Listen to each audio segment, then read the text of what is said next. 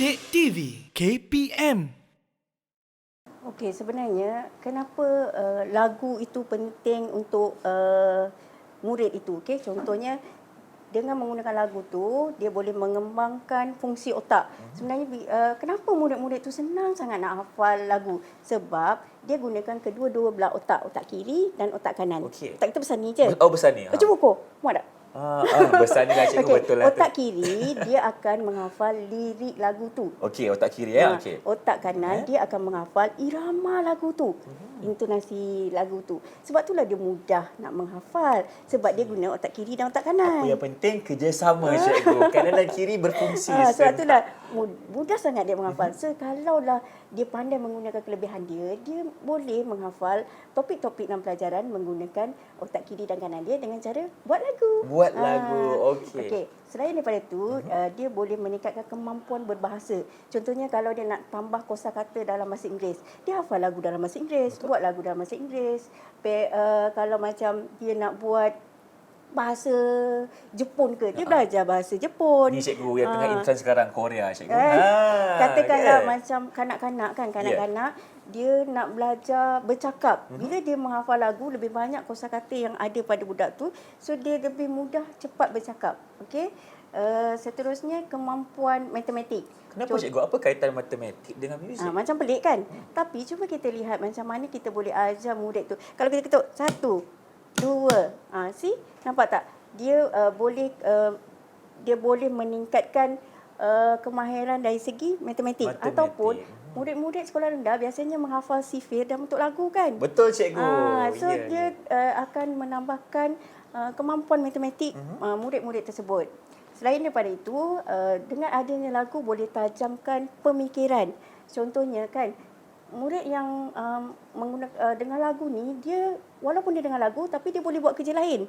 So dia macam multitasking. Multitasking. 2 dalam 1, 3 dalam 1 dia boleh buat. Sambil buat kerja dia boleh dengar muzik, dengar lagu. Tengah masak pun dia boleh nyanyi-nyanyi. Betul cikgu. Itu dah 2 dalam 1 dah tu. Multitasking lah contoh kan. Okey. Selain daripada itu, dia juga boleh membaiki emosi. Kenapa cikgu? Emosi terganggu ke cikgu? Contohnya untuk dia rasa happy hari tu, dia bukalah lagu-lagu yang riang sikit, yang rancak. Okey, mungkin kalau kata tu dia nak relax petang tu, dah penat hari ni, tepu dah belajar kan kat sekolah. So petang tu dia bolehlah buka lagu-lagu yang santai, yang relax-relax, supaya dia tak ada stres sangat belajar. Okey cikgu, kalau dia tengah bersedih cikgu, lagu apa yang membantu sebenarnya? Dia boleh buka music relaxation, dengar bunyi-bunyi air, dengar bunyi hujan, hujan ke kicauan burung. Cikgu saya ada pengalaman. Kita kan kaunselor, banyak buat sesi. Jadi banyaklah ilmu disampaikan kat murid-murid tu. Okey. Baik, itu dari segi kelebihan kepada murid-murid cikgu ya, bukan sahaja dari segi fizikal, malah kepada emosi mereka sendiri. Dan apa sebenarnya cikgu? Cikgu boleh kongsikan peranan seorang guru untuk meningkatkan lagi, menggilap lagi potensi murid dalam bidang kecerdasan muzik. Okey, kalaulah cikgu tu dia mula-mula dia dapat kenal pasti apakah bentuk kecerdasan murid tu. Kalaulah dia dah tahu kecerdasan murid tu adalah kecerdasan muzik, okey, cikgu tu boleh congkil bakat murid tersebut dengan cara, okey, dia bagi tugasan kat murid tu, katakanlah, Ali, tolong buatkan lagu untuk hafal topik ni.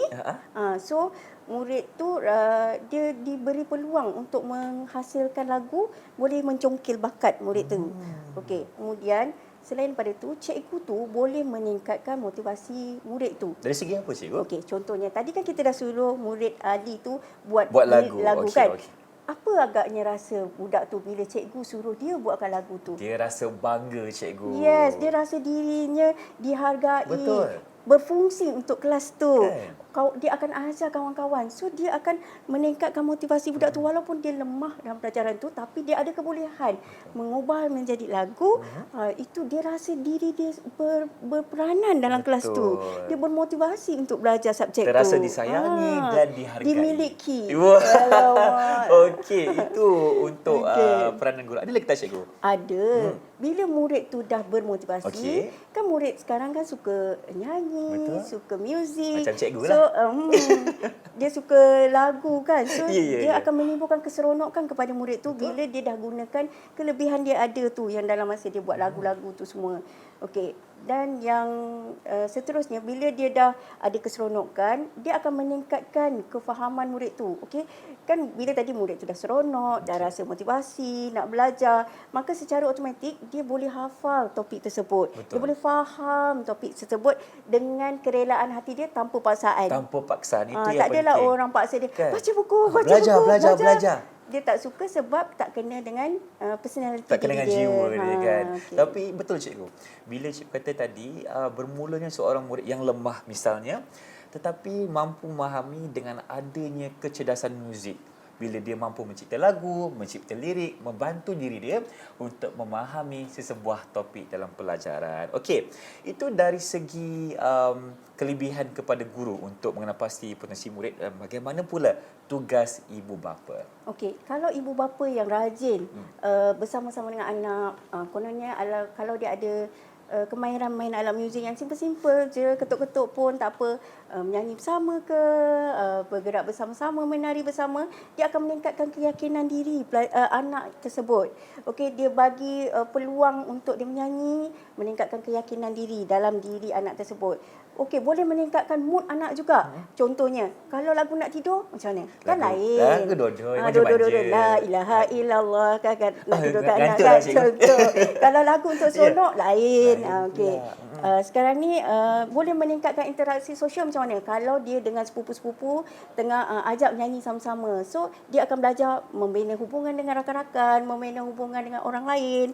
Kemudian boleh juga meningkatkan kerjasama. Kalau dia share alat muzik, so tahu giliran bila nak guna, tu meningkatkan kerjasama. Kemudian boleh sampaikan pesanan yang positif. Contohnya lagu-lagu yang memberi nasihat, lagu-lagu yang memberi pengajaran kepada anak-anak. Ya, itu antara tugas ibu bapa untuk mencukil bakat anak-anak dalam bidang kecerdasan muzik. Dan cikgu, rasanya kan, mungkin cikgu boleh kongsikan kepada kita tentang contoh-contoh lagu yang cikgu boleh kongsikan berkenaan dengan topik kita hari ini. Ada ke cikgu?